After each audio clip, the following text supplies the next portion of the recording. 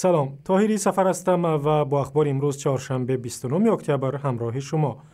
مجلس نمایندگان تاجیکستان روز 29 اکتبر طرح قانون عفو را تصویب کرد که بر اساس آن صدها زندانی از محبس‌های کشور آزاد می‌شوند.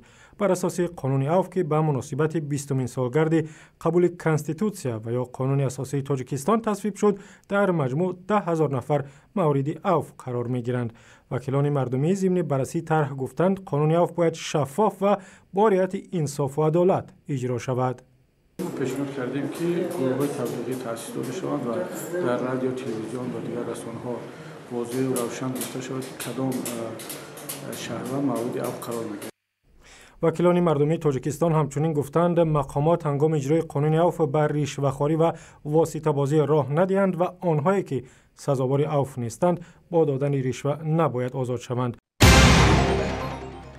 ناظران سازمان امنیت و همکاری اروپا که برای آموزش فضای پیش از انتخاباتی به تاجیکستان آمدند میگویند امیدوارند انتخابات آینده بهتر بگذرد.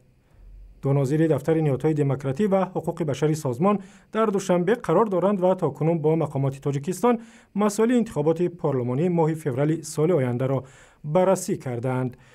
ناظران سازمان امنیت و همکاری اروپا گفتند تاکنون هیچ یک از انتخابات تاجیکستان شفاف و عادلانه صورت نگرفته است و حکومت تاجیکستان باید بر طبق عهدهای بین المللی‌اش شرایط را برای انتخابات آزاد و دموکراتی فراهم کند.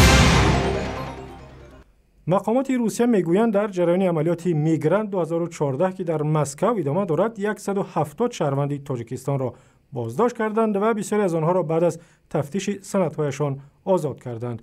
قبلا گزارش میشد که در جریان عملیات که از روز 23 اکتبر آغاز یافت و ادامه دارد 14,000 شهروند خارجی و اساساً مهاجران از آسیای مرکزی برای تفتیش بازداشت شدند و بسیاری از آنها مهاجران تاجیک هستند.